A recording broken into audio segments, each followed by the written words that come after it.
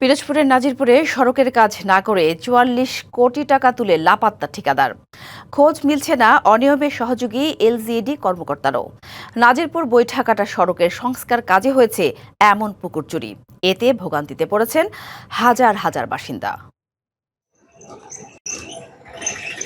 কোথাও কার্পেটিং উঠে গেছে, কোথাও আবার তৈরি হয়েছে বড় বড় গর্ত। যানবাহন চলে হেলে দুলে, ভোগান্তি হাঁটা চলাতেও। পিরোজপুরের নাজিরপুর উপজেলার নাজিরপুর বৈঠাকাটা সড়কের চিত্র এটি।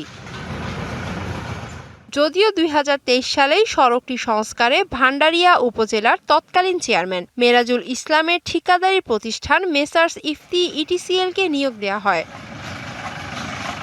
২০২৪ সালের জুনে প্রকল্প শেষ হওয়ার কথা ছিল। কাজ না করেই দলীয় প্রভাব খাটিয়ে প্রকল্পের ৪৪ কোটি টাকা পুরোটাই তুলে নেয় ঠিকাদারি প্রতিষ্ঠানটি।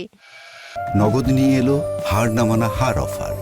সর্বনিম্ন ১০,০০০ টাকা রেমিটেন্স নগদে পাঠালে থাকছে স্বর্ণের হার জেতার সুযোগ।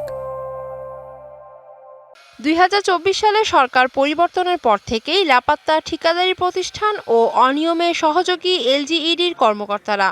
এই বাজেটে কোনো কাজই হয় নাই। ভাঙা রাস্তায় প্রায় ৩৪ কোটি টাকা খাইয়ে ফেলাইছে। একবার গেলে আর ফিরে এবার আর চলাচলতি করা যায় না, কষ্ট হয় খুব। রাস্তার ধুলায় প্রতিটি মানুষের আমাদের হাঁপানি এসে গেছে। অর্ধেক রাস্তা বয়ে যাইতে রুগী মারা যাইবে এই রাস্তা দিয়ে। এখানের রাস্তা থেকে চলাফেরা করতে খুব অসুবিধা হয়।